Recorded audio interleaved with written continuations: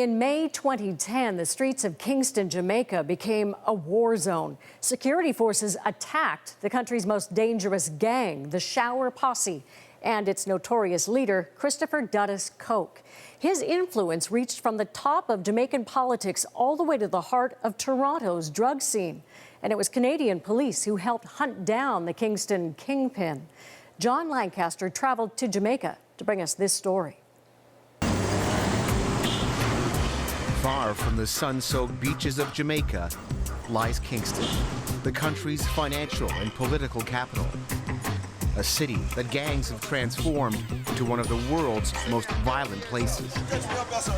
And they have been the key drivers for crimes in Jamaica, murders, shooting, robberies. He was dangerous. His gang was dangerous. Their deadly tactics were cast in the 1970s when the Shower Posse sided with the country's right-wing Jamaican Labour Party. They literally waged bloody street battles for votes for their political masters.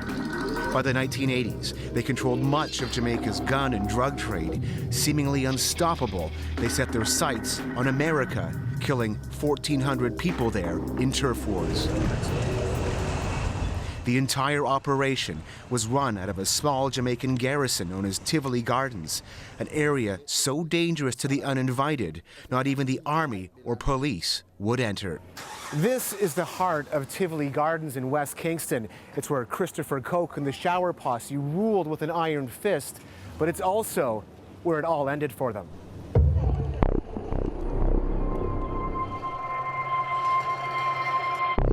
By May 2010, international authorities had had enough of Coke's syndicate. Kingston was placed under a state of emergency as police went searching for Coke. Coke supporters killed 2 officers and burnt a police station to the ground. In turn, Jamaican security forces smashed through Tivoli's barricades.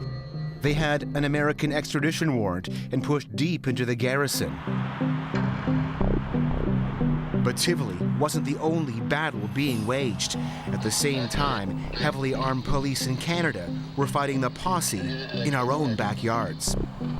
In Toronto, a series of raids was underway. The Shower Posse was believed responsible for dozens of murders dating back to 1991. By 2010, they had risen to the ranks of Dons, controlling the supply of guns and cocaine to many of the city's street gangs. They had become so elusive, some questioned whether they existed at all. For anybody who says the Shower Posse is a figment of the police's imagination, what do you say to that? It exists. Toronto police detective Doug Backus spent 5 years waiting, watching, and listening to the posse's communications. Wiretaps revealed the Toronto associates had been keeping a close eye on what was happening to their leader and his turf. Well, they certainly talked about Christopher Coke's extradition. They talked about Tivoli Gardens, how Tivoli Gardens would be a disaster should they try to extradite Christopher Coke, how the 14 parishes surrounding the area would come together and fight to prevent that. In all, 13 high-ranking Shower Posse associates were collared and dozens of street-level gangsters. Back in Tivoli, what went down was described by residents as a massacre. They had me take over this now.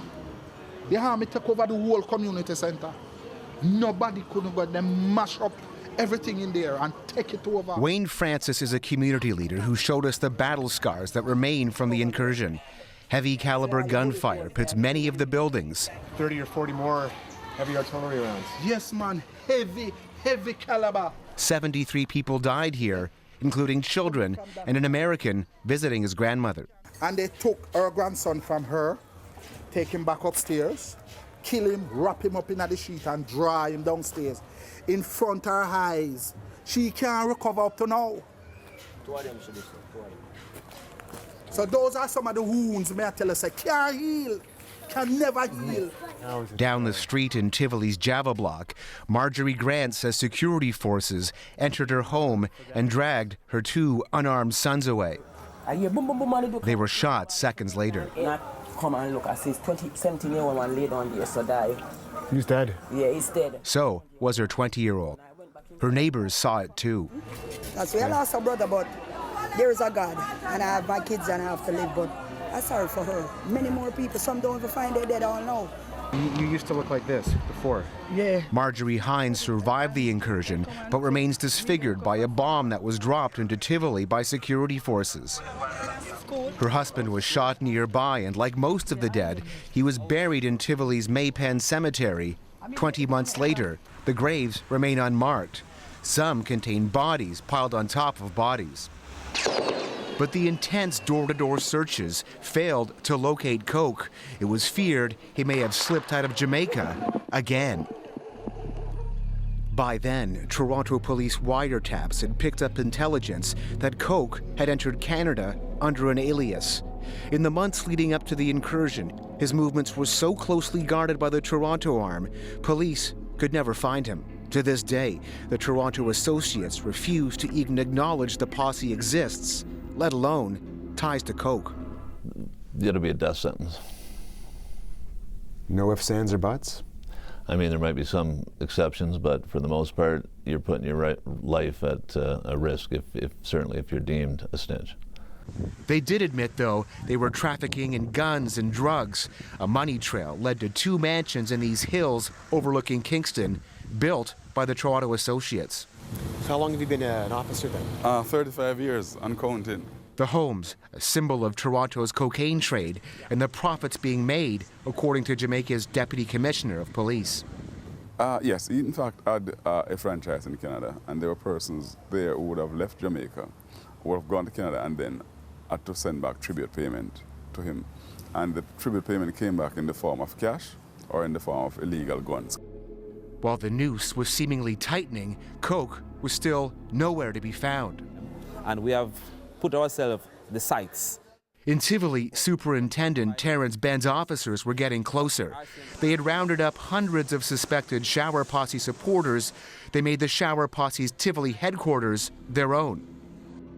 Then, after 30 days, Coke was finally arrested at a checkpoint. He hadn't left Jamaica.